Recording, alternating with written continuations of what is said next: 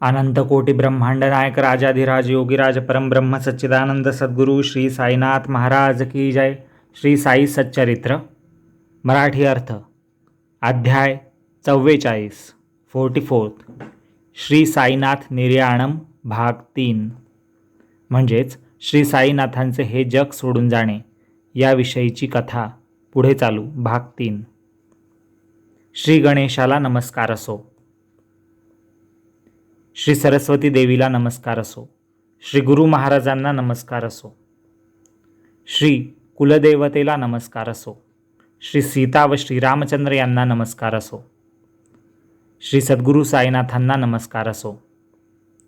हे चैतन्याने भरगच्च भरलेल्या साईनाथा, सगळ्या सुखांचे तू वसतिस्थान आहेस, सगळ्या ऐश्वर्याचे तू भांडार आहेस.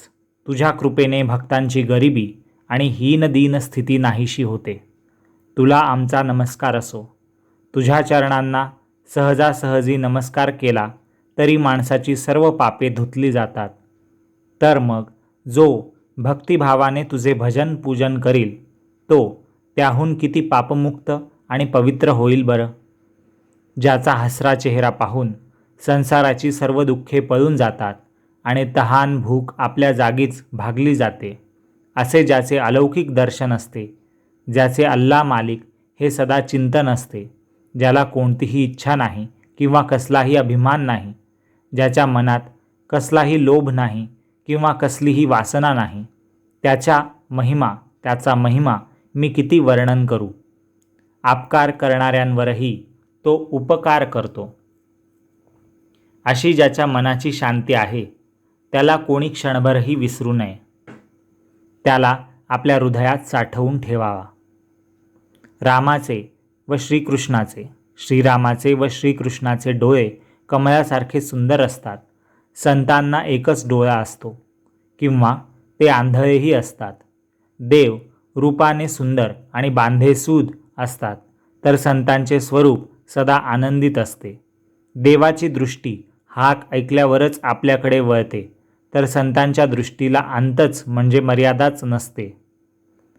देव म्हणतात, ये यथा माम प्रपद्यन्ते तांस तथैव भजाम्यहम.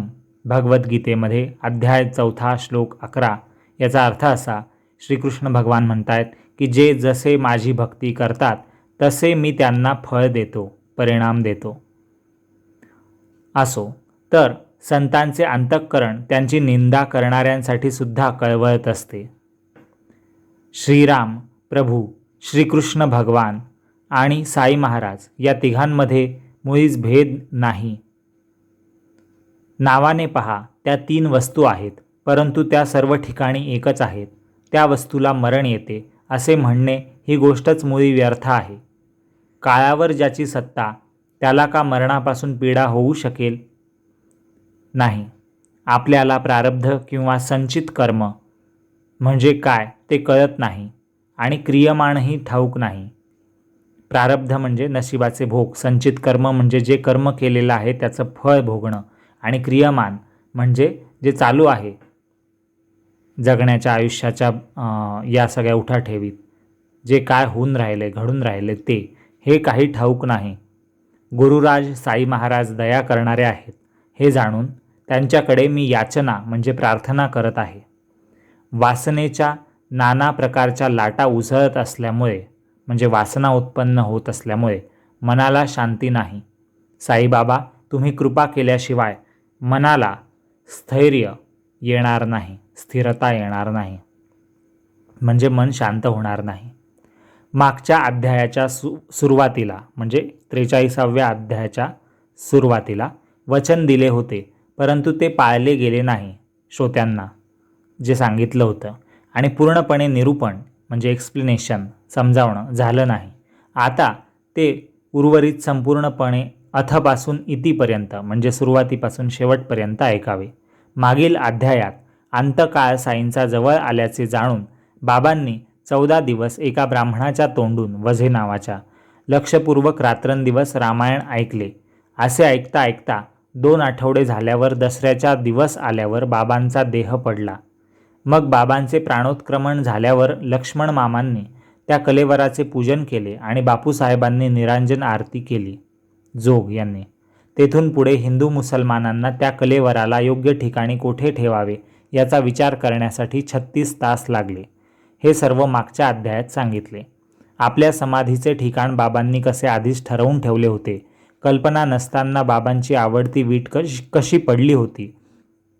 एकदा 3 दिवस बाबांनी ब्रह्मांडी प्राण कसा चढवला होता. ही समाधी होती का देहावसान होते याबद्दल सर्वजण संशयित झाले. श्वासोच्छ्वास थांबल्याचे पाहून बाबांचे समाधीतून परत जागे होणे अशक्य वाटले. मग असे 3 दिवस गेल्यावर प्राण गेल्याचे निश्चित वाटले आणि उत्तरविधी करण्याची गोष्ट सगळ्यांना सहजच आठवली. अशा त्या प्रसंगी मनात सावध होऊन बाबा एकाएकी देहभानावर आले, शुद्धीवर आले आणि लोकांची चिंता दूर केली. इत्यादी सगळ्या गोष्टी श्रोत्यांनी आता प्रेमाने ऐकल्या म्हणजे मनाला आनंद होईल, श्रोत्यांच्याही मनाला आनंद होईल आणि गहीवरून गळा दाटून येईल. ही कथा नव्हे तर एक मोठी पेटी आहे ज्याच्या आत अमोलिक साईरत्न आहेत. प्रेमपूर्वक उघडून पहा आणि साई दर्शनाच्या सुखाचा अनुभव घ्या. या सबंध अध्यायात म्हणजे या संपूर्ण अध्यायात 44व्या अध्यायात साईनाथ खचून भरलेले दिसतील. तो ऐकल्याने तुमच्या मनातील सर्व इच्छा पूर्ण होतील आणि साईंचे स्मरण केल्याने तुम्ही सनाथ व्हाल. सनाथ व्हाल म्हणजे ज्याला कोणी संरक्षक आहे, पालक आहे असे तुम्ही कृतार्थ व्हाल. ज्याचे आचरण मोठे सढळ हाताचे होते अशा म्हणजे जे दान वगैरे करण्यात मागे पुढे पाहत नव्हते अशा साईंचे हे चरित्र प्रेमाने आणि एकाग्र मनाने ऐकण्यासाठी तयार व्हा. अशी पवित्र कथा ऐकून भक्तांचे चित्त कधीच तृप्त होत नसते आणि अत्यंत श्रेष्ठ आनंद पूर्ण दाटून येतो. संसाराच्या कष्टांनी दमलेल्या भागलेल्यांना विश्रांती मिळते या कथा ऐकल्याने आणि चित्त प्रसन्न झाल्याचा हर्ष आणि स्वानंद समोर उभा राहतो. असे हे साईंचे कथानक म्हणजे अगदी निर्मळ शुद्ध सुख आहे. कितीही ऐकले तरी सदा नवेच असते. रमणीयतेचे सुख देणाऱ्या वस्तूंचे हेच लक्षण असते.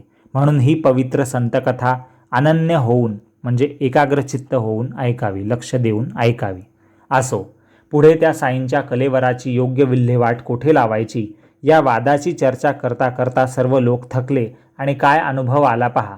बुट्टींच्या वाड्याची मोठी खोली ज्यातील आतल्या भागात मुरलीधर श्रीकृष्णाची स्थापना करण्याची योजना केली होती तेच मग बाबांचे ठिकाण ठरले. सुरुवातीला जेव्हा वाड्याचा पाया खोदला जात होता तेव्हा बाबांनी लेंडीबागेला जात असताना माधवरावांच्या विनंतीला अनुमती दिली, परमिशन दिली होती.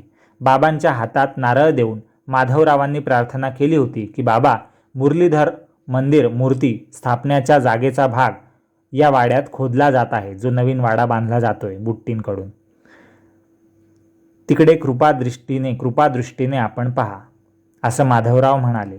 बाबांनी ती शुभ वेळ पाहून म्हटले होते की नारळ फोडा, आपण सर्व बाळगोपाळ आता येथेच वेळ घालवू, येथेच आपण बसता उठता सुख दुःखाच्या गोष्टी करू, येथेच सगळ्या पोरासोरांना मनाची शांती लाभेल, असे साई म्हणाले. सुरुवातीला बाबा हे काहीतरी म्हणाले असेच सर्वांना वाटले, परंतु पुढे जेव्हा अनुभव आला तेव्हा त्या बोलण्याचा खरेपणा कळला. बाबांचे देहावसान झाले ते झाल्यावर मुरलीधराची स्थापना तशीच राहिली आणि हेच ठिकाण साईरूपी ठेवा सुरक्षित ठेवण्याला उत्तम स्थान वाटले. म्हणजे साईंचं शरीर, हे शरीर वाड्यात पडो असे जे बाबांचे उद्गार अखेरचे उद्गार होते त्याप्रमाणे शेवटी सर्वांचा विचार ठरला आणि बाबाच मुरलीधर झाले. म्हणजे वेगळी मुरलीधर श्रीकृष्णाची मूर्ती आणण्याची, तिथे स्थापन करण्याची जी इच्छा होती ती भक्तांची इच्छा तिथे वेगळी पूर्ण करण्याची गरज पडली नाही. तिथे साई मूर्ती स्थापन झाली. साईंची समाधीच त्या वाड्यात तिथे झाली मुरलीधराच्या जागेवर. श्रीमंत बुट्टी वगैरे सर्व हिंदू मुसलमान लोक याच विचाराला राजी होऊन वाडा सत्कारणी लागला. असा किमती वाडा असून बाबांचा देह कुठेही पडून राहिला असता तर तो वाडाही शून्य आणि अत्यंत भयान भासला असता. आज तेथे त्या वाड्यात जे भजन पूजन कथा कीर्तन पुराण ऐकणे आणि आलेल्या गेलेल्या अतिथींना म्हणजे पाहुण्यांना अन्नदान होते भक्तांना, त्याला कारण श्री साई आहेत.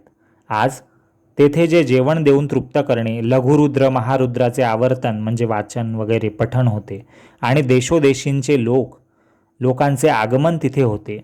त्या सर्वांना कारण श्री साई आहेत. असो.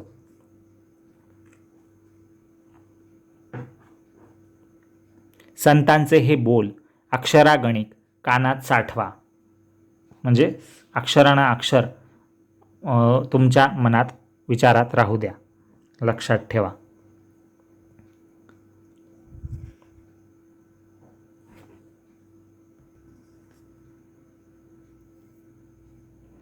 ते काहीतरी साई बोलले म्हणून त्यांचा अपमान करून त्याग करू नका त्यांच्या बोलण्याचं, साईंचं किंवा कोणत्याही संतांचं. आधी ते बोल कितीही आश्चर्यकारक आणि घोटाळ्यात पाडणारे दिसले आणि समजण्यास कठीण वाटले तरी वेळ आल्यावर त्या बोलांचा, त्या वचनांचा, त्या शब्दांचा अर्थ समजला जातो. देह पडण्याला काही काळ असताना पुढे होणाऱ्या गोष्टींसंबंधी शिर्डीत मशिदीत आधी काही अपशकुन झालेत. त्यापैकी श्रोत्यांसाठी आता मी एकच सांगतो, कारण सगळे सांगू जाता ग्रंथाचा आकार वाढेल. कित्येक वर्षांपासून बाबांची एक जुनी वीट होती.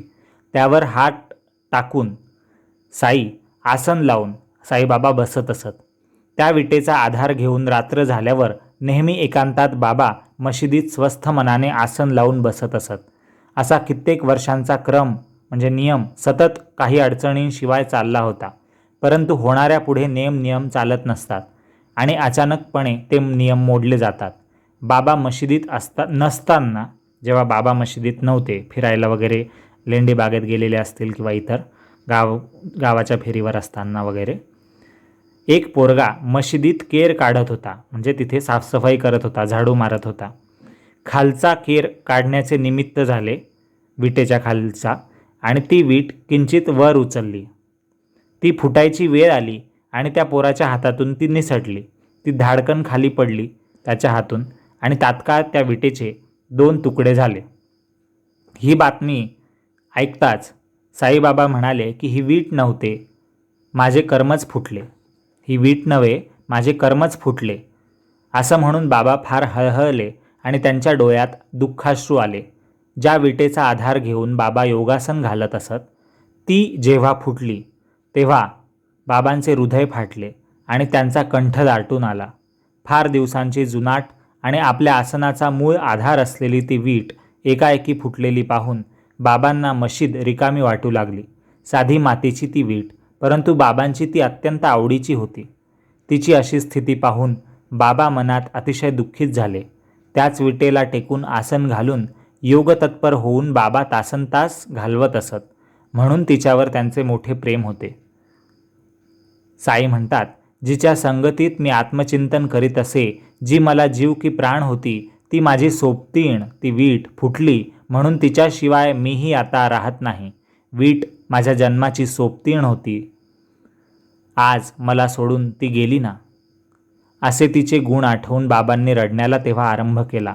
येथे वाचकांना सहज शंका येईल की वीट क्षणात नाश पावणारी नाही का, म्हणजे ती कधी पण फुटू शकते, मग त्यासाठी शोक दुःख का करायचा, लोक काय म्हणतील, सुरुवातीला अशी शंका कोणाच्याही मनात उठेल. तर बाबांच्या चरणांना वंदन करून त्या शंकेचे समाधान करण्याचा मी प्रयत्न करतो, असं लेखक हेमाडपंत आपल्याला सांगताय. जगाचा उद्धार कसा होईल, दीन पामर लोक संसार सागर पार कसे करतील, यासाठीच संतांचा अवतार असतो. त्यांना इतर काही करणे नसते. हसणे, रडणे, खेळणे इत्यादी प्रकार सामाजिक व्यवहारातील अभिनयच असतात, असे समजणे हेच संसारात वागण्याचे मर्म आहे, म्हणजे रहस्य आहे. श्रेष्ठ लोक जसे वागतात तशीच लोकात म्हणजे समाजात सामान्य रीत होऊन जाते. संत जरी पूर्ण ज्ञानी असले आणि या जगात त्यांच्या सर्व इच्छा पूर्ण झालेल्या असल्या तरी लोकांचा उद्धार करण्यासाठी ते संत कर्म करण्यास सज्ज असतात.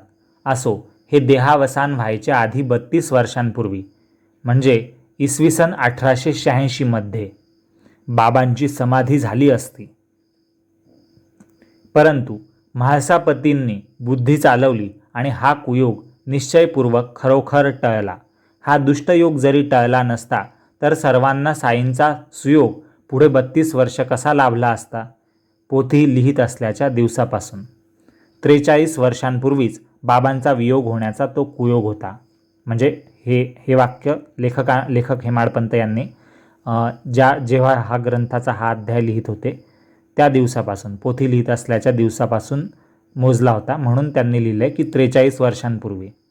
पण साईंनी देह ठेवला 1918 मध्ये आणि त्याआधी 32 वर्षांपूर्वी ही घटना झाली होती. आणि जेव्हा हा ग्रंथ लिहिला गेला त्याच्या आधी ही घटना व्हायला 1886ची जी आता पुढे सांगणार आहे तिला 43 वर्ष झाले होते. म्हणून लेखक लिहितोय की पोथी लिहित असल्याच्या दिवसापासून 43 वर्षांपूर्वीच बाबांचा वियोग होण्याचा हा कुयोग आलेला होता. ती गोष्ट आता ऐका. मार्गशीर्ष महिन्यात पौर्णिमेच्या दिवशी बाबांना दमा उठला, म्हणजे दम्याचा त्रास सुरू झाला, अस्थमा, आणि ते अस्वस्थ झाले. साई देहाचे नैसर्गिक भोग सहन करण्यासाठी, ही 1886ची गोष्ट आहे, 1886ची, म्हणजे देह ठेवण्यापूर्वी 1918च्या पूर्वी 32 वर्ष आधीची ही गोष्ट आहे. तर तेव्हाचा हा प्रसंग आहे. देहाचे नैसर्गिक भोग सहन करण्यासाठी म्हणून साईंनी ब्रह्मांडी प्राण चढवला.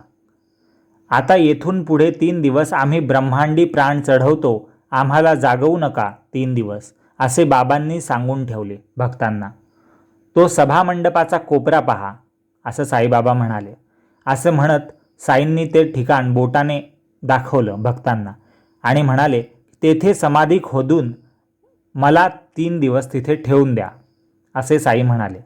नंतर पुन्हा म्हाळसापतींकडे वळून साईंनी त्यांना स्पष्टपणे सांगितलं की 3 दिवसपर्यंत माझ्याकडे दुर्लक्ष करून मला विसरू नका. मला ठेवलेली जागा दाखवण्यासाठी खूण म्हणून 2 निशाणे म्हणजे झेंडे तिथे लावून ठेवा. म्हणून असे म्हणतच साईबाबांनी स्वतःच्या प्राणांना ब्रह्मांडी चढवून ठेवले. एकाएकी चक्कर आल्याप्रमाणे शरीर निश्चेष्ट पडले आणि म्हाळसापतींनी त्यांच्या मानेखाली आपली मांडी दिली, म्हणजे त्यांना साईंच्या देहाला आधार दिला. इतरांनी मात्र त्यांची परत शुद्धीवर येण्याची आशा सोडली. रात्रीची वेळ होती, 10 वाजले होते. तेव्हा पहा हा प्रकार घडला. लोक गप्प झाले आणि मनात विचार करू लागले, काय अवचित प्रसंग.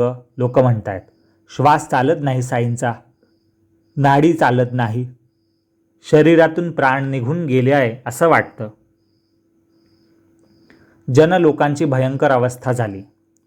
परंतु साईबाबा अमर्याद सुखात होते. मग पुढे म्हाळसापती सावधपणे साईबाबांना सांभाळत तेथेच जागत बसले. साईबाबांच्या तोंडून जरी समाधी खोदण्याची कोपऱ्यात आज्ञा झाली होती तरी तसे करण्याची कोणाची हिंमत होईना. बाबा समाधीस्थ झालेले पाहून सगळा गाव त्या 1886मध्येच जमलेला होता. लोक आश्चर्याने चकित होऊन पाहू लागले, परंतु भक्तांनी मांडी मुळीच काढली नाही. भगत म्हणजे हे. यानंतर पुढे काय झालं, म्हाळसापतींनी त्यांना जे मांडीवरून काढलं नाही साईबाबांच्या देहाला, तिथेच धरून ठेवलं. आपला प्राण गेलेला कळल्यावर भक्तांना एकाएकी धक्का बसेल म्हणून 3 दिवस मला जपून ठेवा असे सांगून साईबाबांनी लोकांना फसवले. श्वासोच्छ्वास बंद झाला, सर्व इंद्रिये कुंठित झाली, हलण्या चालण्याचा गंध नाही आणि तेजही मंद झाले. म्हणजे चेहऱ्यावर त्यांचे जे तेज होतं त्यांच्या देहात, तर ते पण मंदावलं, कमी झालं. आजूबाजूच्या व्यवहाराचे भान गेले, बोलणे अगदी बंद पडले आणि आता परत शुद्धीवर ते कसे येतील ही सर्वांना मोठी चिंता पडली. त्या 3 दिवसांपैकी 2 दिवस उलटून गेले. 2 दिवस उलटले आणि शरीर भानावर येईना. मौलवी, मुल्ला, फकीर वगैरे आले आणि पुढचा विचार मांडू लागले. आप्पा कुलकर्णी, काशीराम शिंपीही आले. त्यांचे पक्के मत झाले की बाबांनी आपले सुखाचे स्थान गाठले आणि आता त्यांच्या देहाला विश्रांती द्यावी. कोणी म्हणाले की थोडा वेळ थांबा, इतकी घाई बरी नव्हे. बाबा इतरांसारखे नव्हेत, त्यांचे बोल अगदी खरे ठरणारे असतात. लगेच दुसऱ्यांनी प्रत्युत्तर दिले, की थंडगार शरीर पडल्यावर त्यात चेतना म्हणजे प्राण येणार तरी कोठून? कसे हे मूर्ख सगळे? दाखवलेल्या जागी कबर खोदा, सगळ्या मंडळींना बोलवा आणि वेळच्या वेळी मूठ माती द्या, म्हणजे त्यांची समाधी तिथे करा. चला सगळी तयारी करा, असं एक जण म्हणायला लागलं. अशी वादावादी होता होता 3 दिवसांची मुदत पूर्ण झाली आणि नंतर पहाटे 3 वाजता 3 दिवसांनंतर पहाटेच्या 3 वाजता बाबांच्या शरीरात चेतना येत असल्याचे दिसले. हळूहळू जशी शुद्ध येऊ लागली तसे शरीराला आळेपिळे साईबाबा देऊ लागले. श्वासोच्छ्वास सुरू झाला आणि पोटही हलताना दिसले. चेहरा प्रसन्न दिसू लागला, डोळे उघडू लागले आणि बेशुद्धता जाऊन जागृतावस्थेचे लक्षण उमटले. जणू काय देहभावाला विसरावे आणि पुन्हा त्याची आठवण व्हावी किंवा हरवलेल्या खजिन्याचा शोध लागावा आणि भांडार मोकळा व्हावा, अशी ही स्थिती झाली. साईबाबा शुद्धीवर आलेले पाहून सर्वजण प्रसन्न चित्त झाले. देवाच्या दयेने विघ्न टळले म्हणून भक्तजन आश्चर्यात गढून गेले. भगताने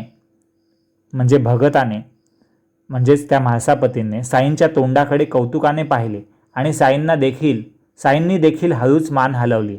अशा प्रकारे तो भयंकर प्रसंग 1886चा टळला आणि मौलवी फकीर यांची तोंडे उतरली.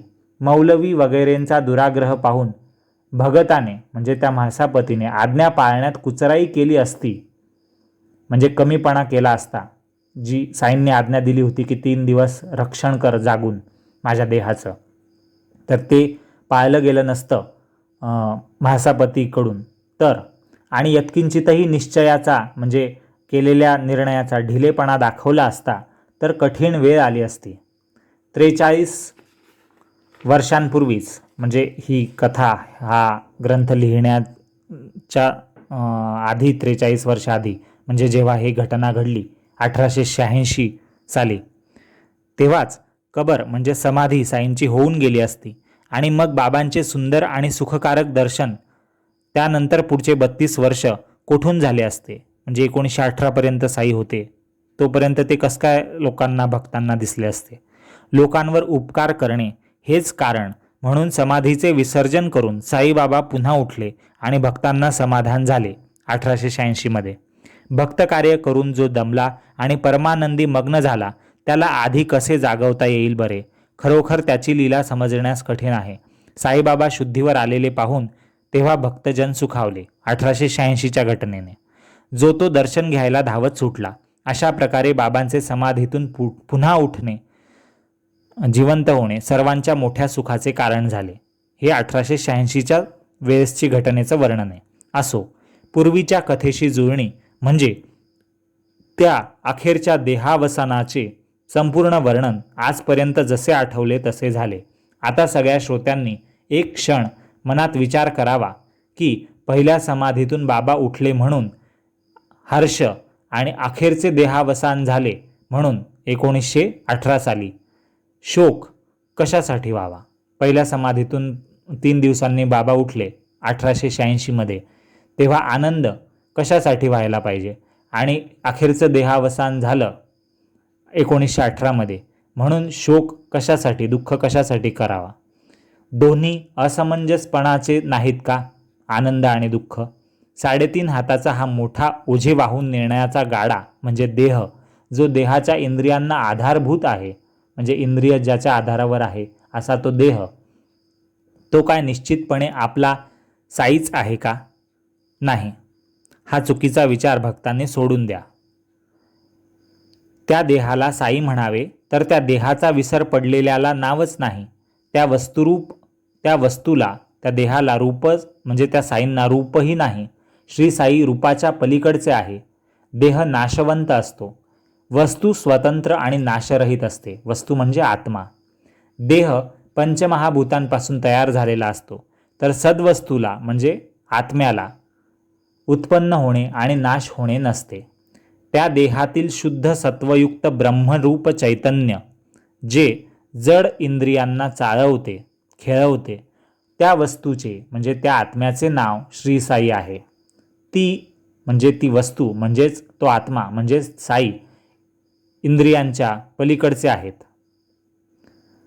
इंद्रिये जड आहेत म्हणजे फिजिकल फॉर्ममध्ये आहेत, म्हणजे भौतिक आहेत.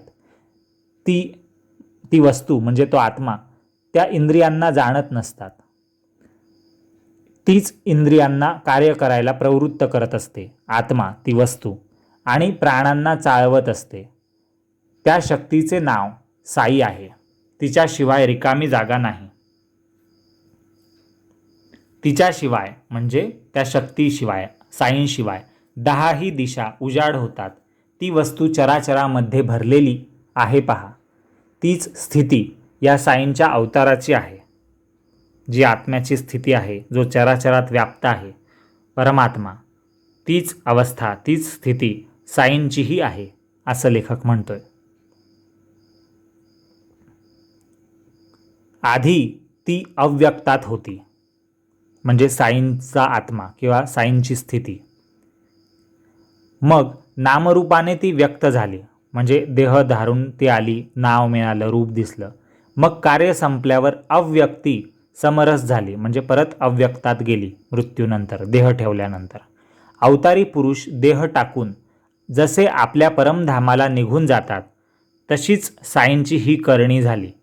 गुप्त व्हावे म्हणून मनात आल्यावर श्री नृसिंह सरस्वती जसे गाणगापुराहून पर्वत यात्रेला जातो असे म्हणून एकाएकी निघून गेले आणि भक्तांनी अडवून धरल्यावर नृसिंह सरस्वती भक्तांना म्हणाले की माझे हे जाणे लोकरीतीसाठी आहे म्हणजे समाजाच्या नियमपद्धतीनुसार देह सोडणे आहे. मी गाणगापूर कधीही सोडणार नाही असं नृसिंह सरस्वती म्हणाले. असे म्हणून त्यांचे समाधान त्यांनी केले आणि पुढे म्हणाले, कृष्णा नदीच्या काठावर पहाटे स्नान करावे, बिंदू क्षेत्री अनुष्ठान करावे आणि पादुकांचे पूजन करावे. तेथेच माझा निरंतर निवास म्हणजे राहणं असेल. पहा, यासाठी संदर्भ पहा श्री गुरुचरित्र या ग्रंथाचा अध्याय 51 ओवी क्रमांक 14 ते 18 इथे म्हटलेलं आहे. तशीच साईबाबांची पण स्थिती आहे.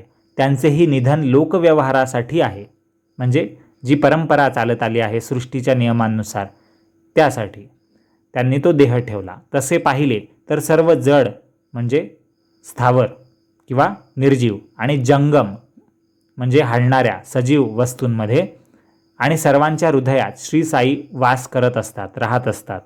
जशी ज्याची भजन स्थिती असते तसा त्याला नित्य अनुभव येत असतो. कुणी मुळीच शंका धरू नये. श्री साई मरणाच्या पलीकडचे आहेत. साई समर्थ दीनांवर दया करणारे आहेत. शरण आलेल्या साध्या भोळ्या भक्तियुक्त अंतःकरणाच्या भक्तांचे पालन करणारे साई आहेत. भक्तांचं पालन करणारे अत्यंत श्रेष्ठ दर्जाच्या प्रेमाचे ते भुकेले आहेत. म्हणजे जे श्रेष्ठ प्रेम करेल त्यांच्यावर, जो व्यक्ती, जो जीव भक्ती करेल, त्यांच्यावर श्रद्धा ठेवेल, त्यांना आपलं मानेल, त्याच्यावरच साईंची अतिममता, सगळ्यांवर अतिममता करणारे असे ते आहेत. या लौकिक डोळ्यांना म्हणजे या देहाच्या आपल्या डोळ्यांना जरी साईबाबा आता दिसत नसले तरी साई ते सर्व ठिकाणी असतात. स्वतः सूक्ष्मत्वाला लपलेले असले तरी ते आम्हाला वेड लावित असतात. त्यांचे मरण हे केवळ ढोंग आहे, सोंग आहे, आम्हाला फसवण्यासाठी सोंग आहे.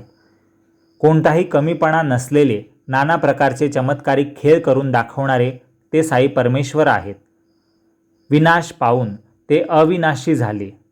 त्यांच्या ठिकाणी जे प्रेम आहे त्याची कास धरून म्हणजे त्याची त्याला घट्ट पकडून शेवटी त्यांचा पत्ता लावू या आणि आपला कार्यभाग साधूया. त्यांची मनोभावाने पूजा केली असता आणि भक्तिभावाने साईंचे स्मरण केले असता सर्व भक्तांना अनुभव येईल आणि त्यांची सर्व व्यापकता दिसून येईल. चैतन्य स्वरूप असलेल्याला म्हणजे ज्याला चैतन्य स्वरूप प्राप्त आहे असा जो आहे त्याला उत्पत्ती म्हणजे जन्म घेणे, स्थिती म्हणजे जीवन जगणे आणि लय म्हणजे मृत्यू, उत्पत्ती, स्थिती आणि लय याची भीती नसते. कोणाला? चैतन्य स्वरूप जो आहे त्याला, म्हणजे ज्याला स्वतः परमात्मा स्वरूप आहे, जो स्वतः ईश्वराचं स्वरूप आहे किंवा ईश्वराशीच ज्याचं तादात्म्य आहे, तो भिन्न नाही, असा ज्ञानी, असा योगी. ते सदा सर्वदा चैतन्याने पूर्ण असतात. त्यांच्या ठिकाणी विकारांना आश्रय नसतो म्हणजे स्थान नसतं विकारांना. विकार म्हणजे पदार्थांच्या स्थितीत बदल होण्याला किंवा वाईट विचार येण्याला, जन्म मृत्यू अशा स्थिती बदलण्याला, अवस्था बदलण्याला याला काही आश्रय नसतो. सोने दागिने घडवण्याआधीही सोनंच असतं. नाना प्रकारचे दागिने घडवल्यानंतरही सोन्याचं सोनेपण तो टाकत नसतो, ते सोनंच असतं. आणि विविध प्रकारचे दागिने हे तर सर्व नाश पावणारे, आकार बदलणारे आहेत. कालांतराने त्यात बदल होणारे असे ते दागिने असतात. त्यांना आटवले म्हणजे त्यांना वितळवलं की जे उरतं ते नाव आणि आकार गेलेले असे रूपांतराच्या आधीचं मूळ सोनंच असतं. म्हणजे सोन्यापासून बांगडी बनते, पण बांगडी सोन्याचीच असते. जेव्हा बांगडी स्वरूपात सोनं असतं तेव्हाही ते सोनंच असतं. त्याची अंगठी बनवली, नेकलेस बनवला तरी ते सोनंच असतं. परत त्याला वितळून त्याची पाटी बनवली तरी ते सोनंच असतं. मूळ रूप सोन्याचं आहे, ते कायम असतं. त्याचे रूप बदलले तरी या सदा कायम राहणाऱ्या सोन्यात म्हणजे चैतन्य स्वरूप साईत हा हेमाडपंत मुळासकट पूर्णपणे विरघळून जावो असं लेखक स्वतःबद्दल म्हणतोय. आणि अशा गुणांनी युक्त साईंच्या चरणी विश्वाच्या प्रलयापर्यंत वास करो. कोण? लेखक स्वतःबद्दल सांगतोय की मी साईंमध्येच त्यांच्या चैतन्य रूपातच मी विलीन व्हावो माझा आत्मा, असं लेखक म्हणतोय भक्तांच्या वतीने स्वतःबद्दल. ओम साईराम. पुढे बाबांचा 13वा दिवस केला गेला. भक्तरत्न बाळासाहेब भाटे ही 1918ची गोष्ट आहे, जेव्हा साईंनी देह ठेवला. मागच्या अध्यायात आणि त्याच्या मागच्या अध्यायात आपण या कथा विस्तृतपणे ऐकल्या आहे की बाबांनी कसा देह ठेवला, काय घटना घडल्या त्या. दसऱ्याच्या दिवशी पुढे बाबांचा 13वा दिवस केला गेला. भक्तरत्न बाळासाहेब भाटे यांनी गावातले ब्राह्मण मिळवून उत्तर क्रियेच्या विधीला आरंभ केला. नेसलेल्या वस्त्रांसह स्नान करून बाळासाहेबांनी तिलांजली, तीळ अर्पण केलं आणि पिंड प्रदान केले. तिल अर्पण म्हणजे मरणानंतर 10 दिवसपर्यंत दररोज तेल मिश्रित पाण्याने मृताला उद्देशून केलेले तर्पण म्हणजे ते देण्याचा विधी, आणि पिंड प्रदानही केलं. सपिंडी आणि उत्तरक्रिया शास्त्राप्रमाणे सगळ्या त्या वेळी दर महिन्याला धर्मशास्त्राप्रमाणे विधी झाल्या. भक्तश्रेष्ठ उपासनींनी बापूसाहेब जोग यांच्यासह गंगेच्या पवित्र ठिकाणी जाऊन होम हवन पार पाडले. साईं प्रित्यर्थ ब्राह्मण भोजन आणि गोरगरिबांना अन्नदान आणि यथाविधी दक्षिणादान करून आणि शास्त्राप्रमाणे सर्व विधी आटोपून ते माघारी परत आले. आता जरी बाबा नसले किंवा त्यांच्याशी बोलणे चालणे नसले तरी ती मशीद दृष्टीस पडल्यावर ते मागचे सुखाचे संवाद आठवतात. बाबांच्या नित्याच्या बसण्याच्या पद्धतीच्या दर्शनाच्या सुखाचा अनुभव घेण्यासाठी कागदावर काढलेली उत्तमात उत्तम तसबीर मशिदीत स्थापन केली. साईबाबांचा देह दृष्टीआड झाला असला तरी ही तसबीर फोटो पाहून तो पुन्हा डोळ्यांसमोर दिसतो. साईबाबांचा देह. आणि भावार्थी भक्तांना म्हणजे ज्यांची श्रद्धा आहे असे भक्त, या भक्तांना तर साईबाबा मूर्तिमंत पुन्हा परत आल्यासारखेच वाटतात. शामराव, ज्यांचे आडनाव जयकर होते, शामराव जयकर, त्या चित्रकारांनी ही सुंदर तसबीर, हा फोटो शिर्डी समाधी मंदिरातला काढली आहे, म्हणजे चित्र काढलं आहे, म्हणजे ते पेंटिंग बनवलं आहे. अशी ही मनोहर हुबेहूब तसबीर बाबांची सतत आठवण देत असते. शामराव जयकर जसे प्रसिद्ध चित्रकार होते त्या काळी, तसेच ते बाबांचे थोर भक्तही होते. बाबांच्या आज्ञेप्रमाणे ते विचारपूर्वक वागत असत. त्यांच्या हस्ते आणखी सुंदर तसबीर रंगवून ध्यानधारणा करण्यासाठी भक्तांच्या घरी स्थापन करवल्या गेल्या. संतांना मरण कधीही नसतं याचं विवरण म्हणजे याचं एक्सप्लेनेशन पूर्वी अनेकदा आले आहे आणि ते श्रोत्यांना आठवतच असेल. त्याचे आणखी स्पष्टीकरण देण्याची जरुरी नाही. बाबा आज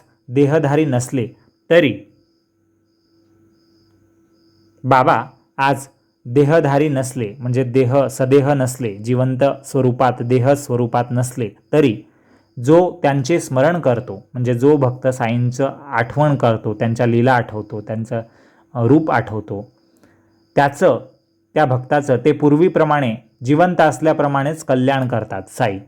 कोणास काही बोलून गेले आणि काही अनुभवाला नाही आले तर त्यांचे देहावसान झाले म्हणून ते राहिले, म्हणजे कृपा करण्याचं साईंचं राहून गेलं असं मानू नये.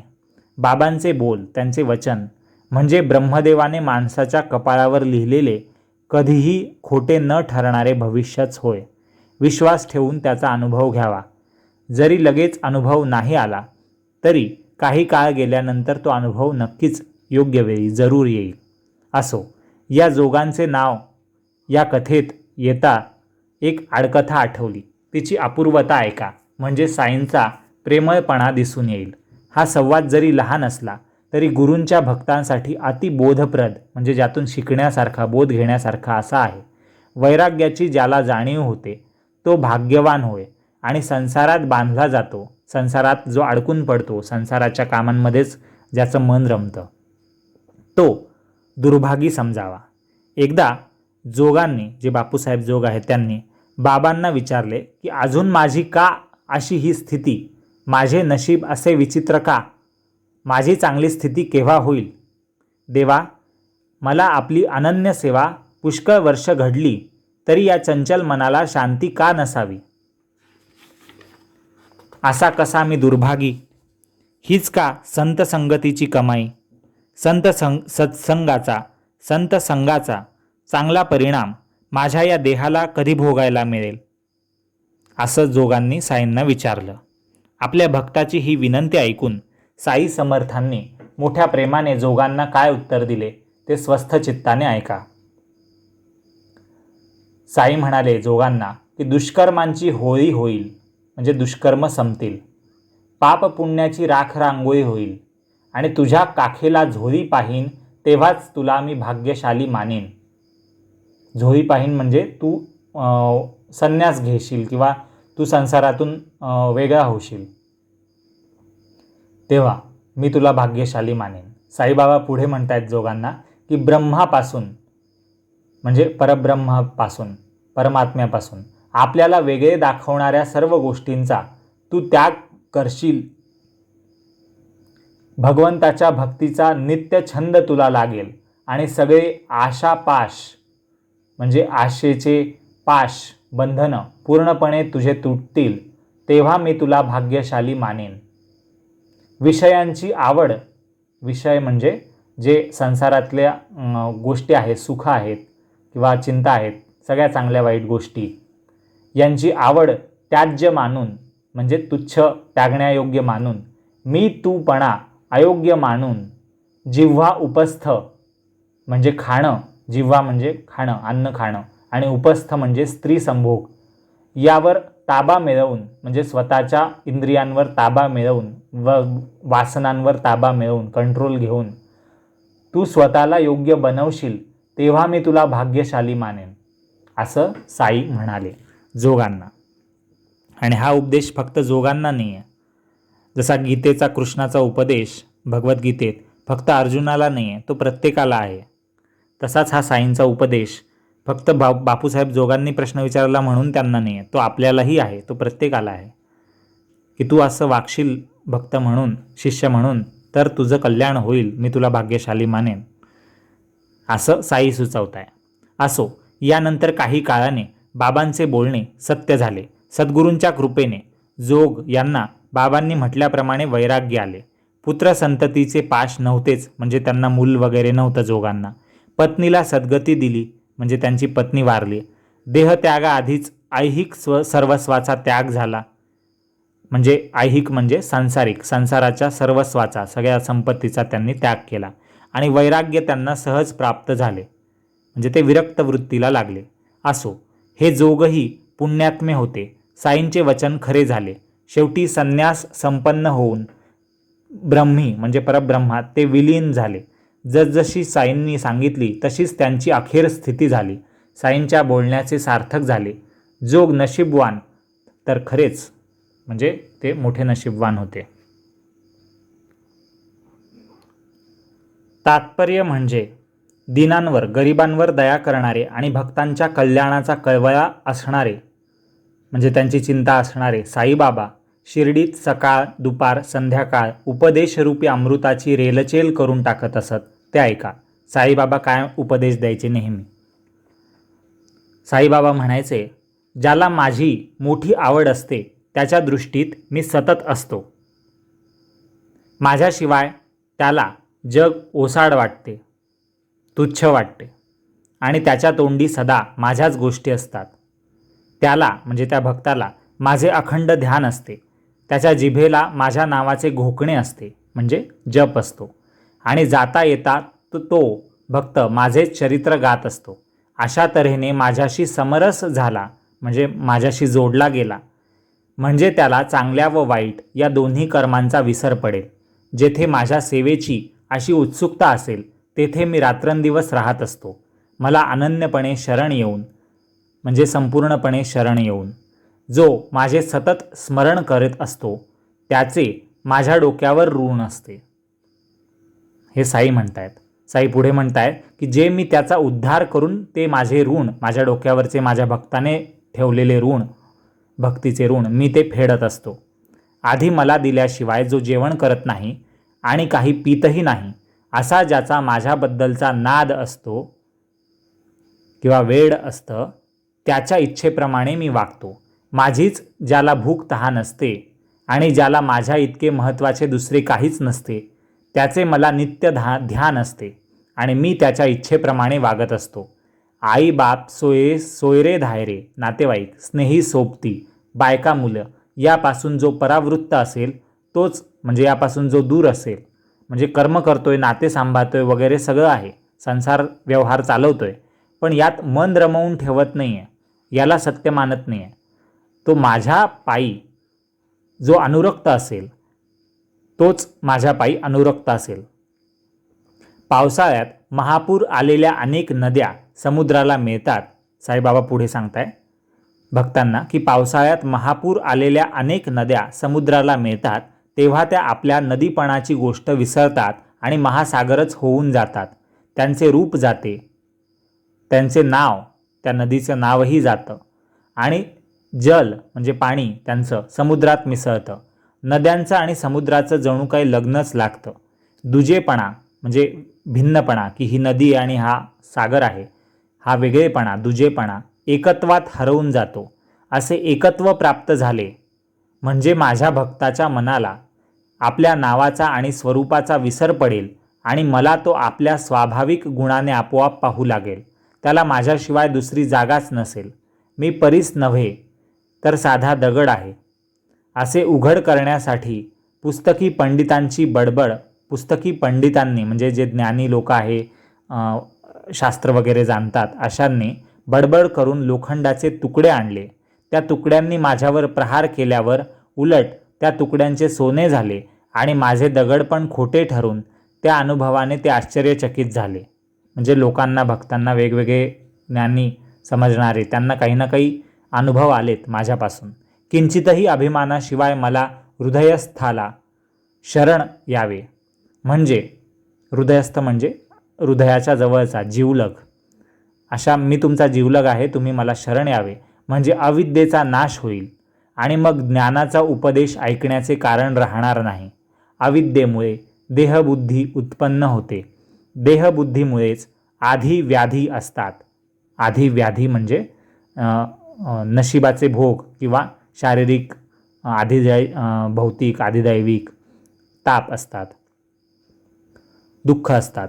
ती देहबुद्धीच आत्मसिद्धीला प्रतिबंधक म्हणजे आडकाठी करणारी असते, आत्मसिद्धी होऊ देत नाही. देहबुद्धी म्हणजे देह आणि संसार हेच खरं आहे असं मानणारी बुद्धी. अशा विधिनिषेधाकडे माणसाला ती ढकलून नेते. म्हणून विधिनिषेध म्हणजे शास्त्रानुसार वागणं सोडून आपण किंवा सत्याकडे पाहणं सोडून आपण आपल्या देहालाच सत्य मानतो, आपल्या अस्तित्वाला, जगण्याला, नात्यांना, व्यवहाराला, या संसाराला सत्य मानतो आणि आत्मसिद्धीला आडकाठी होते, प्रतिबंध होतो.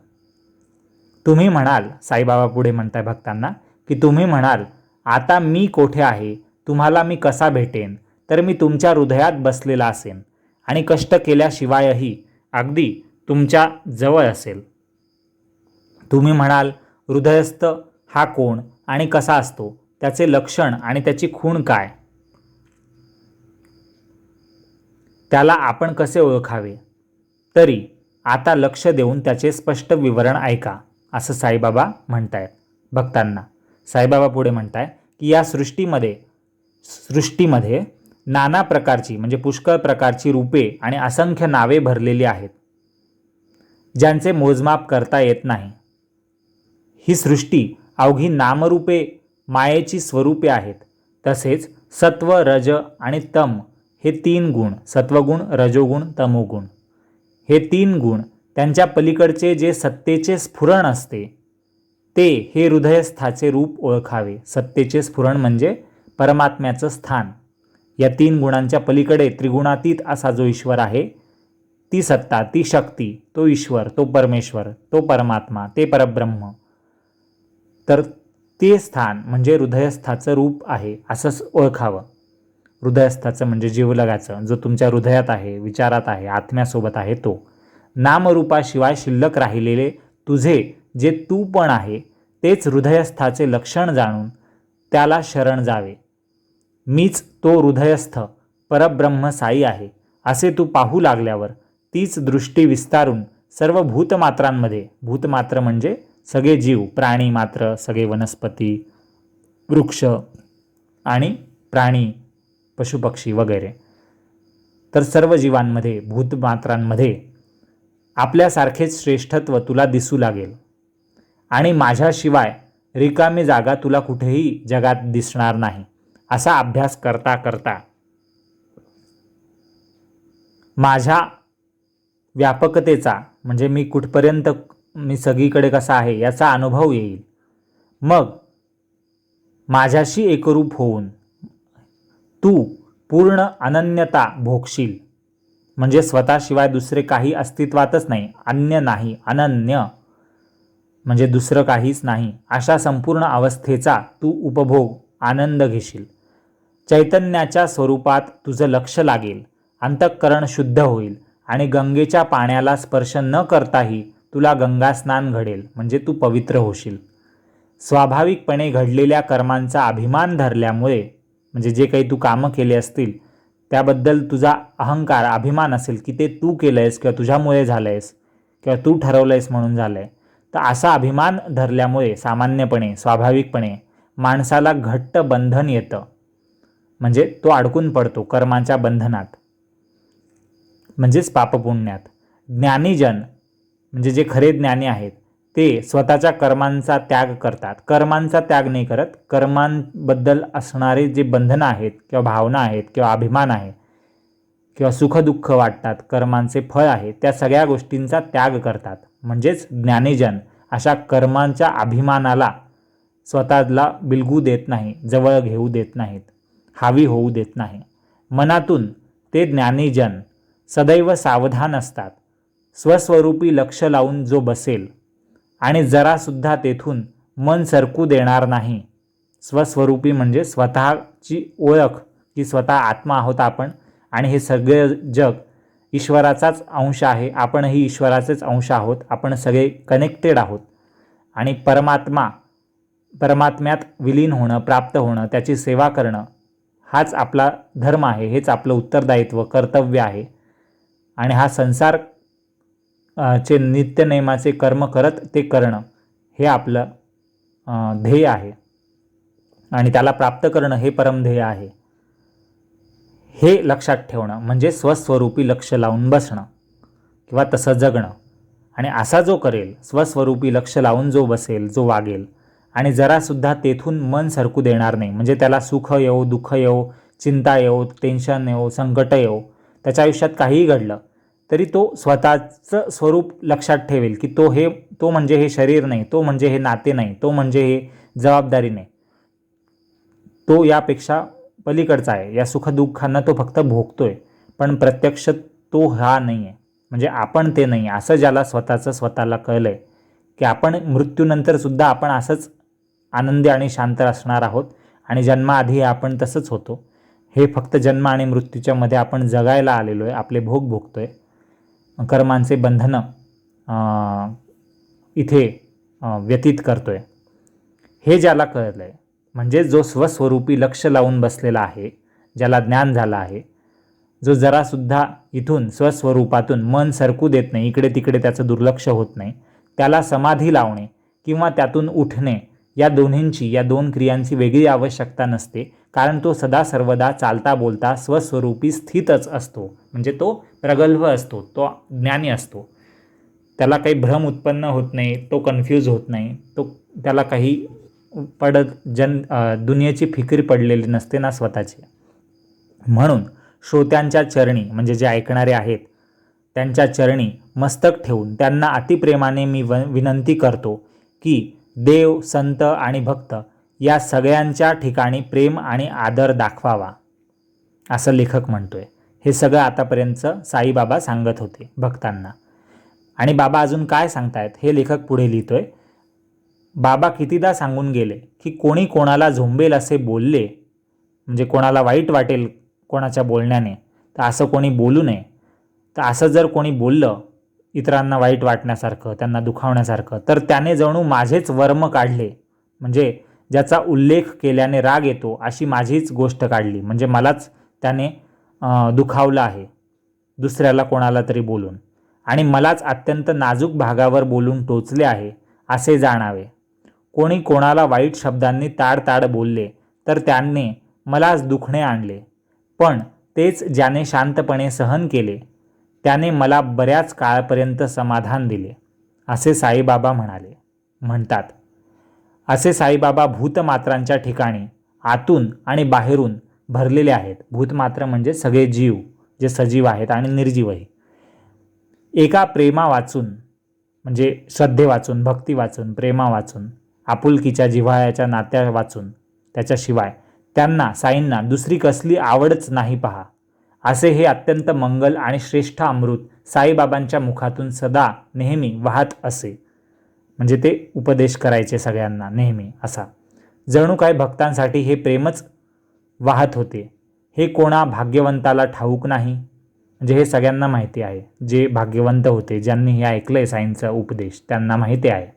ज्यांना सहभोजनाचा लाभ दिला, म्हणजे ज्यांच्यासोबत साई जेवले आणि ज्यांच्याबरोबर हसले, खेळले, ज्यांच्या मनाला चटका लावला, म्हणजे त्यांना जाणीव करून दिली त्यांच्या चुकांची, त्यांच्या मनाला आता काय वाटत असेल बरे.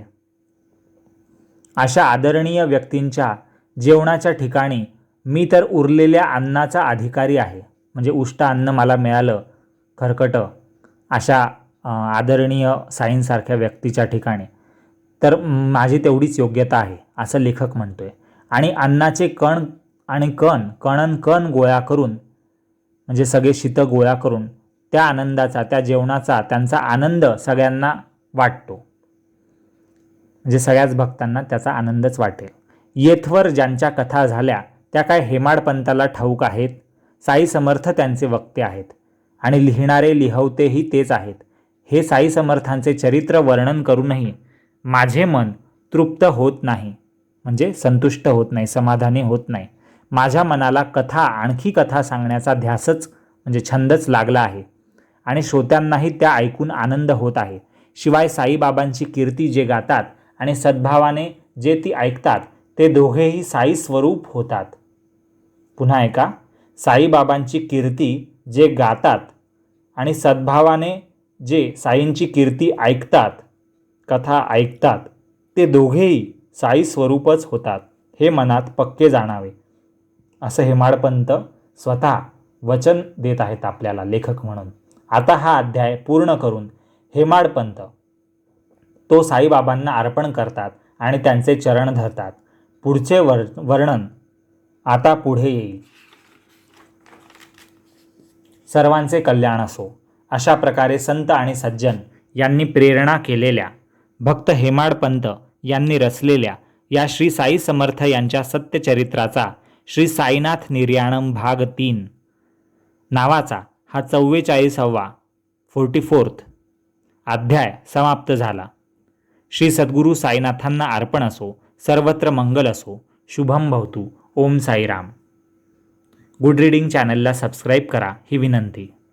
बेल आयकॉन म्हणजेच घंटीच्या चिन्हावर क्लिक करून ऑल नोटिफिकेशन्स हा ऑप्शन निवडा, म्हणजे येणाऱ्या सर्व अध्यायांचे व्हिडिओ आणि इतर ग्रंथ, अध्याय, कथा, पोथ्या, स्तोत्र आणि आरत्या यांचे अर्थ यांचे इतर येणाऱ्या काळातले व्हिडिओ तुम्हाला पूर्वसूचना त्यांची मिळत राहील. आणि तुम्हाला कमेंट सेक्शनमध्ये लिहिता येईल. तुम्ही नक्की लिहून पाठवा. मला वाचायला आवडेल, तुम्हाला रिप्लाय द्यायला आवडेल की तुम्हाला या अध्यायांबद्दल किंवा तुमच्या वैयक्तिक अनुभवांबद्दल, वाचनाबद्दल, ग्रंथांबद्दल, कोणत्याही ग्रंथाबद्दल किंवा सायन्सबद्दल काय वाटतं, काय वाटलेलं आहे, काय अनुभव आलेले आहेत आणि तुम्हाला हे वाचन, हा अर्थ कितपत समजतो आहे, यात काही त्रुटी असतील, काही तुम्हाला सजेशन, सूचना द्यायच्या असतील तर त्याही तुम्ही कमेंट सेक्शनमध्ये मुक्तपणे, मोकळ्या मनाने लिहून पाठवू शकतात. मी नक्कीच त्या आचरणात आणण्याचा प्रयत्न करेन. तुम्ही हा व्हिडिओ आवडला असेल तर नक्कीच लाईक करा आणि यात काही खटकलं असेल किंवा यातली मतं तुम्हाला कोणत्याही ग्रंथातल्या कोणत्याही अध्यायातला कोणताही विषय तुम्हाला समजत नसेल किंवा तुम्हाला पटत नसेल तर त्याबद्दलही तुम्ही कमेंट सेक्शनमध्ये लिहून कळवू शकतात. आणि हा व्हिडिओ तुम्ही नक्की शेअर करा तुमच्या मित्रपरिचितांना, ओळखीच्या लोकांना, कारण की तुमच्यापेक्षा जास्त गरज एखाद्याला असू शकते आणि त्याच्यापर्यंत या कथा पोहोचणं, यातली एखादी कथा, एखादा अनुभव, साईंची एखादी लीला त्याला साईंकडे किंवा अध्यात्माकडे किंवा त्याच्या असलेल्या गुरूंकडे, सद्गुरूंकडे, मग ते कोणीही असो, त्याच्याकडे त्याला मार्ग सुकर करतील, पथप्रदर्शन करतील. असो, पुन्हा भेटूया पुढच्या अध्यायात, 45व्या अध्यायात, नवीन व्हिडिओत. तोपर्यंत ओम साईराम.